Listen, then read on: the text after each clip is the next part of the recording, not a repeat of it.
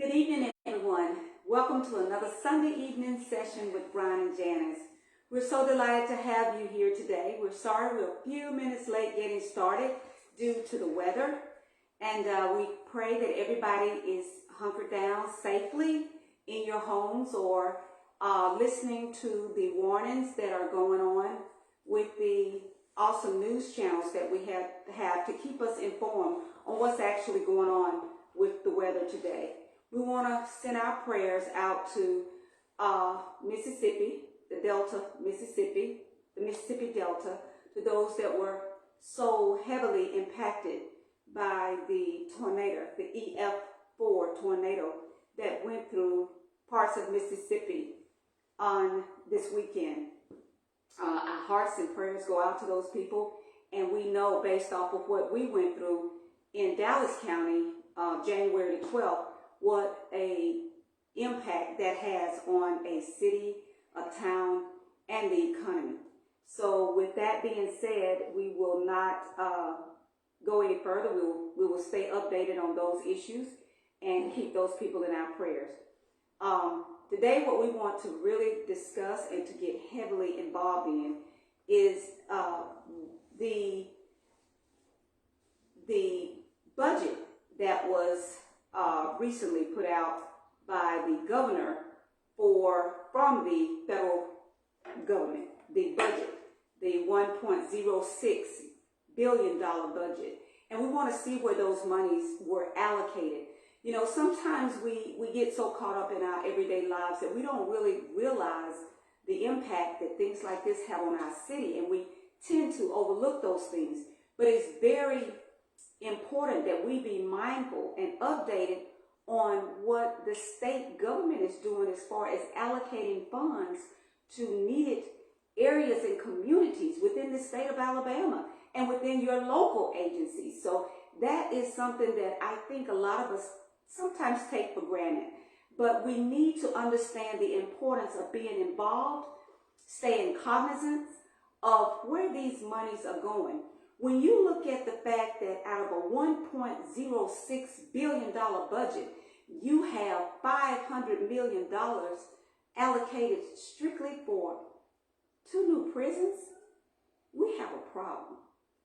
You know, why are we not trying to rehabilitate our young black men and women versus constantly incarcerating them? What are we doing to help our school systems? How are we further educating these people, young youth, and providing jobs? When you're talking about a $500 million correctional facility or prison, you're setting up a system to further incarcerate our young black men and women. So that to me is a major problem. I'm going to let Brian really deep into that. But where I stand today, I'm just not in agreement with it. I am looking more so at rebuilding our schools, looking at furthering our technology and advancements in our schools, bringing in more professionals to help with the reading, the illiteracy, you know. So we got to start at the bottom, at the grassroots, and look at where the problem really is. And is it really helping our black communities? Because it appears to me that we've been cut out of this whole system, this whole dynamic. And the government was not created for blacks anyway, if y'all want to hear the truth about it. Because I'm just a very honest person, and I just speak it like I feel it. And that's not always good. If Brian always tell me I'm too emotional. But I do get emotional when you're talking about my people. Because I got grandchildren that are coming along. I have children. So I'm really concerned about what are we going to do in Alabama? What are we going to do, people, about the lack of responsibility of the government looking out for the black communities? When you have less than 1% of this $1.06 billion fund from the federal government that was allocated to the state of Alabama, that was dictated by the governor as to how these funds were to be distributed, what's going in to help our children? Help me out, Brian. Well, good evening, Facebook family. Good evening, YouTube family. It's good to be back. with you all. We have had a busy last 2 weeks. Of course, everybody's talking about the budget that's been presented to the governor and signed by the governor, from my understanding, from the general session. Not the general session, guys, but a special session that was called by the governor to get this done. That bill did make it to her desk. It was signed as it relates to the funds from the American Rescue Plan Act, which is also, in short, ARPA. So the ARPA fundings was allocated per the governor calling a special session.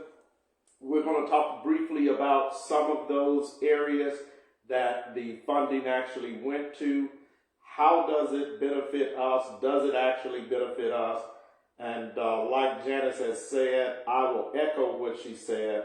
A lot of the rural black belt areas, not only that, a lot of the black areas in general will not see the bulk of that funding.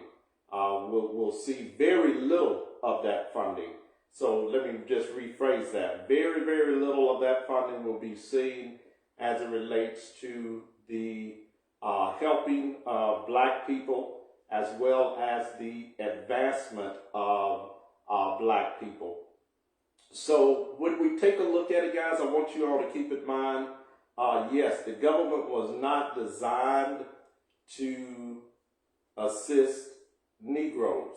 We have to be careful as it relates to understanding exactly, the purpose of the government. And I've often said this, you've heard me say this on other shows. We cannot depend on the government to take care of us. It hasn't happened it's never, since this country has been in existence. The government has not put forth really any effort to deal with the issues that plague our community that was created by the institution that we know as a government.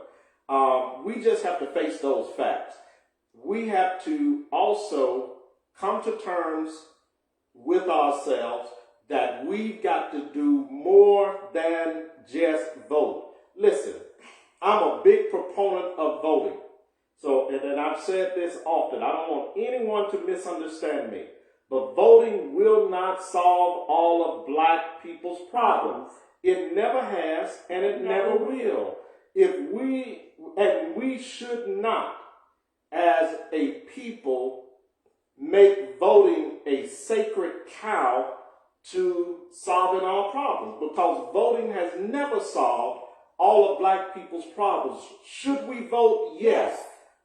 Should we be more active? Yes. Do we need to get more involved? Yes. All of that is yes.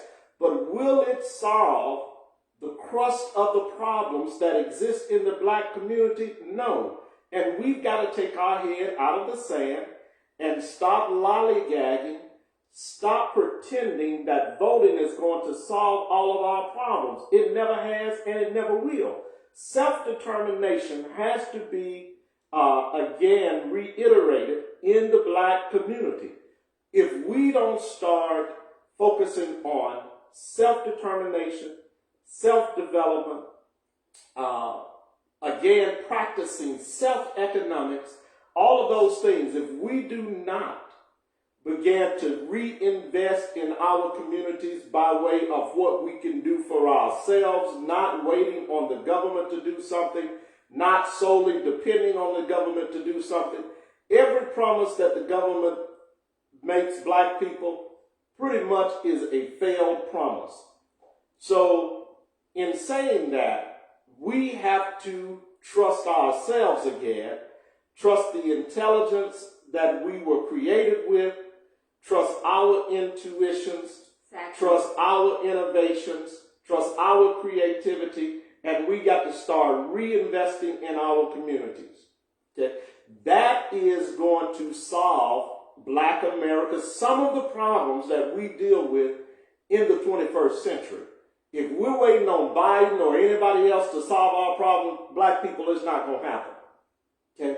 I mean, we just have to be honest with that, and we have to come to terms with ourselves and then start looking at how do we build coalitions, Yes. how do we collaborate with one another, Yes. to where we can get something done in our communities and stop waiting on people to do stop waiting on other people to do something for us. Yeah. That, we are a very, very creative people. We can do this. We have to buy into the fact that if everybody else is doing it, then what limit us from doing it? We're no less than any other people group on this planet. So if the Hispanics and the Latinas can build their community, if the Asians can come here and build their communities, if the Indians can come here and build their community, then black people, we have the same intuition, creative genius. We have should have the same tenacity, even though we have been plagued by this government, even though we went through more atrocities than any other people group coming here, and even though the assistance that is normally given to other groups that come here, we do not get the same opportunity exactly right, Brian. for assistance, You're but right. we still have to begin to believe in ourselves again and understand that we can do this. Regardless of what people give or don't give, that does not limit our talents and our creative ability. We have to begin to do this again. Okay? And then, after we do that, once we become determined that we can rebuild our own communities, we can educate ourselves again, we can do all of these things again, then we can start revamping how we deal with politics. Listen, we cannot deal with politics the same old way that we've been doing for the last 60, 70, 80 years. We have got to step out of the box. Listen, all politics are bought. That is the bottom line. If you do not have money to pay for what you want as it relates to bills getting written, as it relates to support of bills by senators, by House of Representatives, things of that nature, then you are left out in the cold.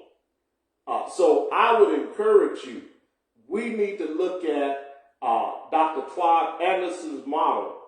We need to read his book, Black Labor, White Wealth.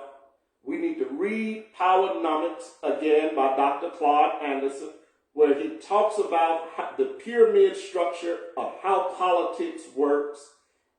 We need to understand that most politicians are bought, and regardless of what people say, I've got a book in it that I was reading this week called Understanding Alabama Politics, the politics of lawyers and judges. Okay, it's not about what is written anymore. It's about what can be revised, amended, and rewritten. Okay, and the sooner we understand that, the better off we're going to be. Okay, so we'll deal with some of these things, like Janice was referencing, in the special session, the funding allocation for the funds of ARPA, the American Rescue Plan Act, that was signed by the governor. We're going to run through this real quick, but I want to read to you all a statement, and I'm quoting this, that Senator Albright stated. Albritton, thank you for correcting me. Senator Albritton, this is what he stated. He said, "We believe that we have allocated these funds to the best of our ability at the guidance of the federal government. Water and sewer, broadband expansion, health care were the backbone of this round due to no lost revenues. Our foremost intent was to make smart and intuitive investments in these critical infrastructures, areas that will pay dividends for generations to come. The healthcare funding would include reimbursements for pandemic-related costs, including $100 million for hospitals, $100 million for nursing homes, $5 million for state veterans homes, $40 million for the state employees health insurance program, $40 million for the public education. Listen at this, because we're going to talk about this. We're going to talk about the ignorance of our governor, okay, when it comes to divvying out funds underhandedly and behind the general public's back, cutting education funding to fund the city's worthless water park in Montgomery, Alabama, that they're building in the downtown area called the Gateway area, which is next to Maxwell Air Force Base. The water park was a senseless project. The water park should have been rejected by city officials. In 5 years, it's going to be a dud. It's going to be a waste of property. It's going to be a waste of monies. And it's going to be an unsupported venture that will lose revenue. It will not bring revenue long term. It is not going to create jobs long term. And for the government of Alabama to sell the people of Montgomery on a bogus idea when that money could have went to homelessness. If you want to talk about dealing with some of the problems that plague the city, panhandling, some of that money could have went to that. Education, some monies could have went to education. These are things that are fruitful as it relates to benefiting the residents of Montgomery, Alabama. Montgomery is 75 to 80% black. Okay? The government of Alabama is not concerned about predominantly black-run cities, period. And no city government should sign on to projects that will not benefit the overall interests of their people. Who does that? Okay, Montgomery does it. So, and not only Montgomery, there are many cities that are predominantly black that just jump on the bandwagon, not considering the interests of their people. Now, if we're smart financially, we should have been able to look down the road. There's certain, what we have when we're dealing with finances, we have what we call long-term projected budgets, where we plan 5 and 10 years out. Right. Okay. Yes. And whatever we put in place immediately, we have to create a budget analysis that shows us 5 years, what will this benefit the company? What will this benefit the employees? There should be, whoever the city finance person is, should have done some type of market analysis, some type of data analysis. There should have been some stats put together that would actually project what will this so-called, and it's not a water park. So let's make that clear. Let's fix that. Yeah, it's not a water park that is solely for recreation. This is a whitewater rafting competition park. So, they've got a lazy river that I think supposedly run like a mile or two. I don't know. And the only thing that the general public, as far as African Americans and those that are coming that can actually participate. Now, you'll have those venture people that will do the whitewater rafting, but mostly they're just going to be able to get on the lazy river, okay, and walk around and frequent whatever vendors that are there or whatever places within the water park structure. But this is not a place that it will attract people from other cities for recreational purposes. No. Okay, it's not for children.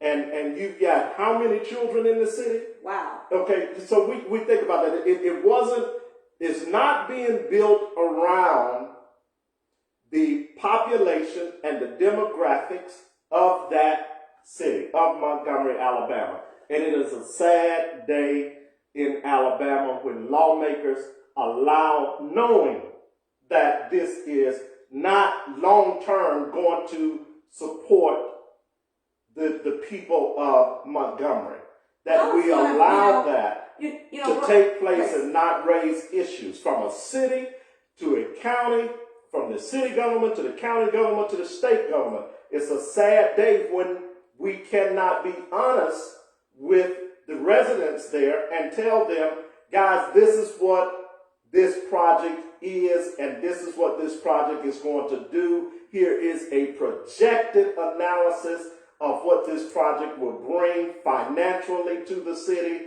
Just getting up and saying that this is going to bring financial revenue to the city, but have nothing to support that, is a bunch of bogus mess. It's not reality. And why is it that people don't want to understand it? Why is it we can't look? What was it at? $25 million for that? Well, we're going to go back to that, okay? But let me go to it. Since you brought it up, let's go to it. This week, okay? This week, Governor Kay Ivey pulled money from the education budget, okay? Education budget. Pulled money from the education budget. Okay, pulled $25 million from the education budget. See, where are our teachers right now? Okay. Where are our teachers? And allocated that $25 million from the education trust fund, from the education budget, to the water park. The water park is over budget right now and is behind schedule on being completed. Let me say that again. The water park is over budget. Over budgeted. And behind schedule. Is mainly behind schedule because you don't have enough money to continue the construction. Okay? So the governor, nobody is talking about this on the news outlets. Here we go. In my opinion, we have a governor that is literally, her best interest is not the citizens of Montgomery. It's for her people. Okay? Let's not say that. Let's say because she represents all of Alabama. She does. Let's say this, to be diplomatic and politically correct. I retract that. Is for certain areas that she feels deserves interest over another area. Now, having said that, she's not concerned about public schools, but when she was running for governor, you saw her in the schools, kissing on little Johnny, reading a book, talking about how much she believes in education, early childhood education. And yes, she's done some things as it relates to pushing for pre-K and, for first grade. But when you take money from education, knowing that the education system here in Alabama is one of the worst in the nation, when you take money from education, knowing that Montgomery public school systems are suffering and needs help more than any others.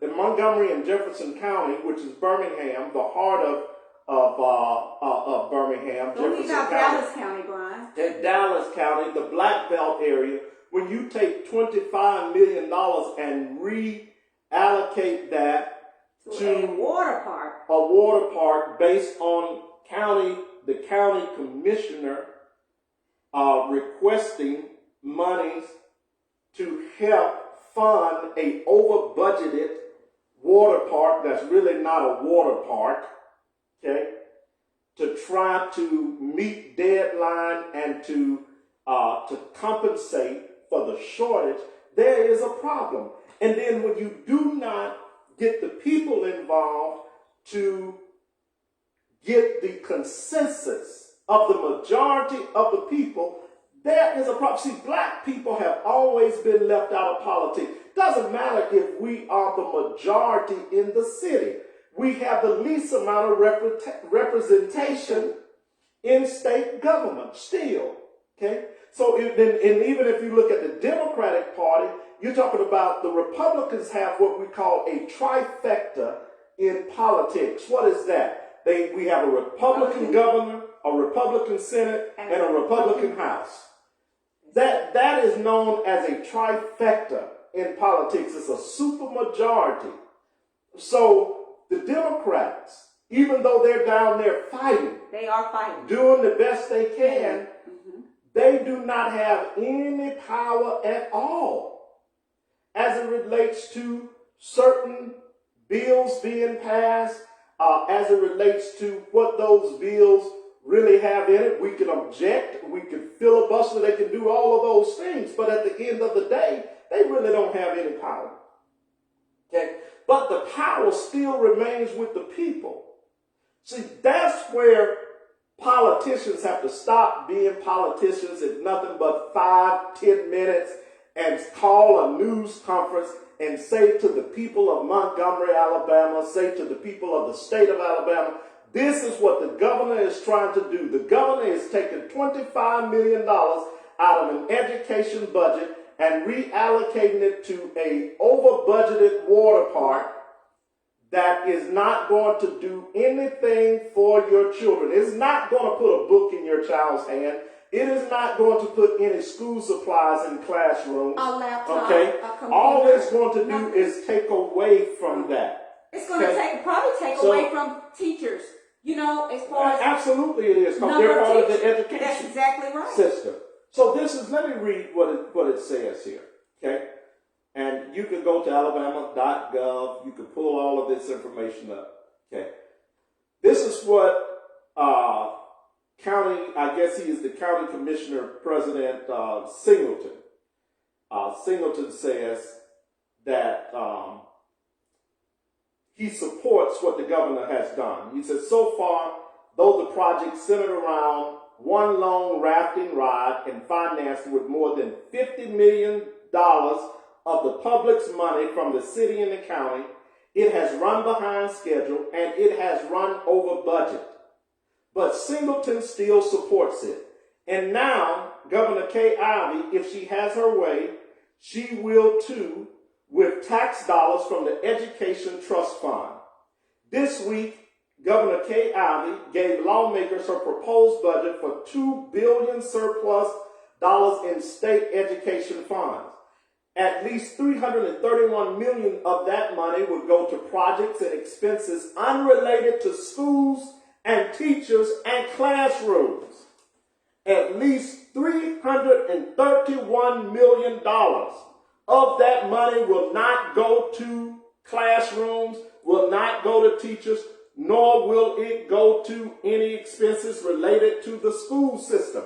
Here is a $2 billion surplus for education, and $331 million will not see the classroom. That's number one. Among those is $25 million for the Montgomery County Commission for Economic Development. Now, $25 million is going to the Montgomery County Commission for Economic Development, but the Montgomery County Commission have not said anything as it relates to the specifics of where the money is going. What are they developing? No economic development plan has been put out by the Montgomery County Commission. We need to see a plan. There should be specifications on where the money is going relating to any type of development. If there's economic development happen, it needs to first start in the most deprived areas of Montgomery, which needs to be West Alabama, but there's no plan. No plan. In place. What happens when the people don't have a plan? Here is what and ultimately you're right. It falls apart. It's going to fail. Okay, so he said this is the actual person that was interviewing the county commissioner. He said, I asked the Alabama Finance Department director, which is Bill Poole, what sort of projects the county intended to finance with that money. who is the cabinet member who shapes Ivy's proposal? Okay, Ivy is illiterate, in my opinion. Oh, Brian, don't say that. So don't say that. She's the governor. She is the governor, but she is. She's not illiterate. She's doing just what she. Well, no. She is. Her day in the sun has come and gone. Okay. Now, for the K-Ivy lovers out there, that's fine. I don't have a problem with that. At one time, she's been in politics for the better part of her whole life, entire professional life. She's had some good moments. Yes. I give credit where credit is due. Yes. But as the governor, her time has come and gone. I agree with that. She's depending on her people to direct her and give her the correct advice as it relates to running state government. She's not capable of leading state government. She really has, and like I said, from a standpoint of just being sharp enough to realize and to recognize what to do as it relates to budgets, budget proposals, things of that nature, allocating funding, where now to look at in the state to see, what money should be funding what. All of those, that requires a certain amount of aptitude that has possibly been lost. And we just have to admit it. You understand what I'm saying? All of our times are going to come and go. Yes, definitely. We have to be smart enough to groom somebody that can take our place and carry on the fight. Well, maybe she's doing that. She's not doing that. If she was, she wouldn't be there, right? She would be at home, sitting at a lake house, enjoying fishing. In my opinion. Okay, so that's a quote from Brian Watts. All right, so these funds can be used by the commission to fund an economic development project that is a priority to the Montgomery County area, Poole wrote in an email. Now, this was Poole's response when he was asked, where is the money going that you propose to K-Ivy? His answer was, these funds can be used by the commission to fund an economic development project that is a priority to the Montgomery County area. Poole said from conversations with local officials, he expected them to spend the money on the Gateway project. For those that are not familiar with the Gateway project in Montgomery, it is the area outside of the Maxwell Air Force Base where the Montgomery Whitewater development is. Now that's what he said. He said these funds are going to be used for the gate. That's where the money's going. If this video is not shared across the state of Alabama to get some heads rolling, it ought to be shared, if nothing else, just from an informative standpoint. Listen, that's why before we even got into this, the prerequisite is we got to do something for ourselves, family. That's right. Government is not going to look out for us. Okay? Now, I'm tempted to go grab my book and read just a paragraph from the Alabama Voters, that book that I quoted. Yes. About judges and lawmakers and how they rewrite, how they amend things to fit their own political agenda. See, when you have money, you can buy judges and lawyers. Isn't that what lobbyists do? They go down there? Lobbyists have some part of that. Okay? So when you got, the AEA has a lobbyist. Okay? Power Company has a lobbyist. Yes, their job is to create policies based on the interests surrounding those particular groups. Now, hopefully the betterment of those groups will affect a large majority of the residents. Yes. Exactly. Yes. Okay. So I understand the position of I actually could have done some studying and actually been a lobbyist. I was actually suggested that I would do that. Okay. But But my whole thing, it still has to go back to this premise, sweetheart. And that is, if we don't, as black people, wake up and understand and recognize that this government was not designed for us to have the quality of life that we see others function with on a consistent basis. Okay? So, now, do you know why the majority of what we're calling now the Republican right wing? Yes. Okay? And some of the outlandish things that we're seeing them do as it relates to certain policies they put in place. We talk about CRT, we talk about, them cutting our history out of the classroom, things like that. All of that's fine. My thing is, we get upset about that when we know that we have very little influence in those particular arenas to change that dynamic. So instead of us getting upset, why don't we start freedom schools out of our churches again, out of our community centers again? Why don't we, to counteract that, instead of fussing about it in a arena that we have limited power, little to no power, why don't we open up our churches again twice a month to teach our history? Exactly, Brian. See, what black people do, we get caught up in the minutia of doing nothing, and then want to say, well, we want our seat at the table. No. Whether you get a seat at the table or not should not be the premise of you trying to do something for your people. You make your own seat and your own table. Okay? Yes. That's what you need to yes. do. If yes. you don't have a table and nobody will let you sit at one, make your own. Make your own. Okay? And we can do that. Now, what we've got to believe is that this is not impossible for us to do. Okay? We got to get back to that type of thinking. Believe me, when you look at the height of the civil rights movement, okay, churches opened their doors. We talk about mass meetings, all of these things that churches were involved in.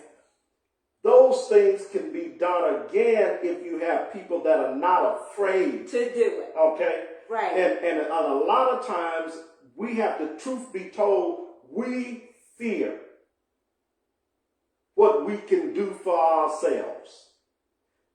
Depending on the state of Alabama, to give Selma any money is laughable.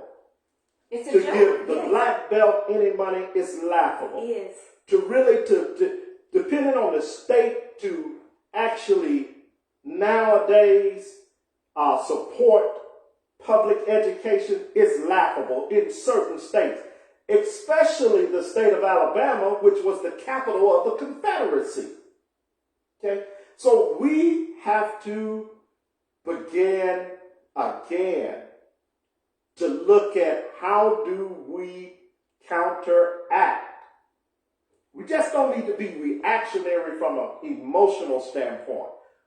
How do we counteract all of these things in a positive way to where we build our own communities? We've got to get back to doing that. And I do want to say this. What way to better keep black people down? Our youth. See, it's not about us anymore. The adults, the 60 and over, 55 and over, we got to look out for these children that are coming behind now. If we're not putting things in place in the school systems, in our homes, in the communities, to educate these kids, what choice do they have? I tell you what choice they may have. Those 2 new $500 million prisons that they're putting out there. Mm-hmm. We're not doing anything to pull our kids up. That's a good point. From the education to prison pipeline is very, very active. Okay. Let me give you another book. I like to give you sources. Okay. the state of Alabama in the Civil War. There's a chapter in there called the prisons. Okay? It is about the development of the penal system in Alabama after the Civil War, which was mainly used to reinstitute slavery onto black men predominantly. Okay? It is now the public school system that has taken up that old fight Okay. of reinstituting and refilling prisons because there's a lot of money in prison. You see, Governor Ivey just gave $500 million to building super prisons. Elmore County is getting one of the largest prisons. Let me add this to it, Brian. They already said the two new prisons, they've estimated $500 million. Now they've added a 56% increase to that $500 million. They've allocated that to offset for inflation costs to build the prisons. So that's another $100 million, basically. So look, what do we, how are we going to get, do we not get it? There's a problem when Alabama puts more emphasis on imprisoning people over rehabilitating people. Mental health is not a major issue as it relates to lawmakers dealing with the mental health problem. But they did allocate some funds for mental health. Yeah, but that's not important to them, because we have to look at during the pandemic how many of the mental health facilities were closed. Exactly. Okay, they closed them down. They sure did. All right, that little money is like a dime of a dollar with what they allocated toward mental health. That's how insignificant it is, and it will not benefit any true mental health issues in this state. It will not, okay? They don't want to address mental health because they feel that, here again, the majority of those that are dealing with mental health are going to be people of color, African descent, African Americans, black, okay? That's what they're looking at. And I think we just have to be realistic. See, we don't want to call a spade, but let me read the rest of this and then we'll get ready to finish up. And like Janice said, we hope everybody is safe. So this is what the interviewer, he went on and he asked the director another question. So he says, let's see, let me get it here, family. Okay. Come on. According to its incorporation documents on file with the Alabama Secretary of State, the Montgomery County Community Cooperative District was set up by the county to develop a specific area, the site of the Montgomery Whitewater Park. With little discussion, the commission approved putting the item on the agenda for its next meeting. I asked Singleton if that was the same money they hoped to get from the state. Yeah, that's basically the $25 million that we're hoping that we will get from the state so we can continue to accelerate these projects out there. He said before inviting me to put on a hard hat and come see the construction happening at the site. Singleton said there might be other things too besides the water park. But when I asked him what those might be, he was again short on specifics. Governor Kay Ivey's office won't come out and say it, but they want Alabama lawmakers to approve using education dollars to build a water park or perhaps a hotel or a restaurant next to it. This is what your education budget is going toward. This is what you got. Sidney Lanier High School, historic high school, that is 99.8% African American. that they have slated to close, but you give $25 million to a white water park, okay, over a black historic high school that we need open. You reallocate $25 million to build a state-of-the-art school in Montgomery. And nobody's in an uproar. Nobody. Not heard one politician come out and curse the governor for doing such a thing, for proposing such a thing. Curse Brother Singleton for proposing such a thing when you got a high school with students that need a new building, but you're going to use the public's money to fund a white water park, because it's surely not a black water park. You're going to use that money for an over-budgeted construction project that, like I said, in 5 years is going to be a dud. Yes. Or less. Okay? Yes. Or less. Yes. But you would allow a school to close. Wow. And then what we're talking about, when you talk about uprooting and moving students, you're talking about replanting students instead of building another building, state of the art, and investing in the best education possible for our children. You'd rather put $25 million in a project that's not going to yield any return. Investing in the children will yield a return. You understand what I'm saying? It just makes me want to cry. It doesn't make me want to cry. It makes you angry because you see where the priorities of this government is. You're failing our youth. Okay. They are the future. Listen, they really are. The intellectual, it will yield. See, let me tell you how China has become the superpower of the world. It's because they invested in their education system.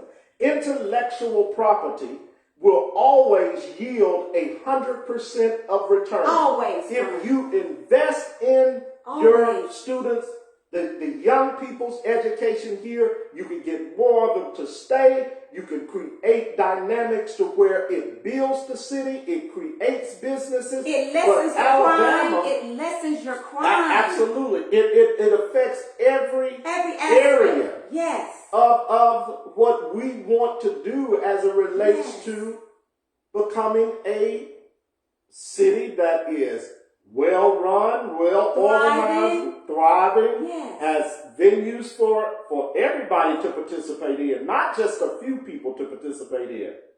Okay, so we have to, there again, push, but like I said, there again, it shows you where the mindset of the government is. The mindset of the government is more prisons. So if people are okay with that, building more prisons, and they're building for your youth, they're building it for the young people, because old people probably, we're not doing much to get in trouble anymore. Those of us that, have some sense about us, we're not doing anything to end up in prison. We've learned over time. So it has to be, you can't say that. Because, listen, when it comes to the law, it has no age and it has no name. Laws are written every day to put old people as well as young people behind bars. And listen, they can create something to put on you if they want you, if they feel like you are a threat in any way, if they feel like you are a rebel rouser, what they would call an agitator in the 60s and the movement era. If they feel like you are promoting the interests of black people, black power has come back. Black power needs to come back. We need to do a whole show on what the true definition and the understanding of the movement of Black power. You know, With all of these things, that's why you see the assassination of leaders like a Fred Hampton. You see the assassination of a King, a Malcolm, a Garvey, all of these things. Why? Because they were supporting the interests of their people. See, these were men that were not afraid. Medgar Evers, all of these were men that were willing to say, hey, it's the interest of our people that we have to look out for now. So when we talk about Dr. King, like I said, we don't really do an honest assessment of Dr. King because we don't like to deal with the last 3 years of his life when he began to buck the political system. Yes, he did. That was causing so much oppression to our people. We don't like to talk about those last speeches where he comes out vehemently against the government, where he opposes the Vietnam War, where he talks about economic liberation of Black people, which we already had Queen Mother Moore, which was pushing reparations at those times. See, all of those things were happening simultaneously. There was so much going on at that time. You cannot just study the civil rights movement. You have to study everything that was going on at that time, even prior to the civil rights movement. So there were a lot of dynamics taking place that was known really as the Black Power movement. It was the Black Power Foundation that was the catalyst to all of these other movements. So, like I said, we could get into that, we could talk about that and really discuss it and break it down. But that's some of the things we have to get back to as Black people. See, one thing I'm a believer of, you don't have to hate another group to love your own. That's right. Understand that. See, people will say, well, hey, they're racist, they espouse. No, we don't espouse racism in any type of fact. What we espouse is self-love. See, you can love yourself without hating somebody else. As a matter of fact, if you don't love yourself first, then you can't love anybody else. So those are the proponents that we have to begin to push as a community again. Okay? So we're going to stop right there, guys. I'll stop my reading. We hope that some of this information has helped. We're going to have to become more proactive, and we need to recognize, we need to realize that the government is not going to save us. It's just not going to happen. Government's not going to save us. We have to save ourselves. Okay? We have to become our biggest proponent. And I don't really see anything wrong with that. No. I really don't. I don't see. Listen, it's common sense. Yes. Mm-hmm. Who was that? Thank you. Mary Kent. Okay. Hey, Mary, that's a nice little avatar. Yes, I love my avatar. Hey, Mary. Yeah, we appreciate you guys so much for joining us today. Yes. I really want you to share this video with as many people as you possibly can. Yes. There's a lot more coming down the pipeline from Brian and Janice. We really want you to be on board with this. Read, do your research, know what's going on. I mean, we're not hating anyone. We're not speaking against, like I told her, we don't hate the governor. We don't hate the government. All we're trying to do is get you involved to do what you can do to help yourselves. Because in the end, it's going to help you. Okay? As it helps your children, it helps our children. We're dependent on these children for our future. Just like our parents depended on us. Mm-hmm. And our grandparents depended on them. We got to stand up and do something about it. Yeah. Listen, all politics are local. So that means in yeah, you said that many times, Brian. Yes, Brian, you have. Politics, where you're going to have the greatest effect, is going to be at the local level.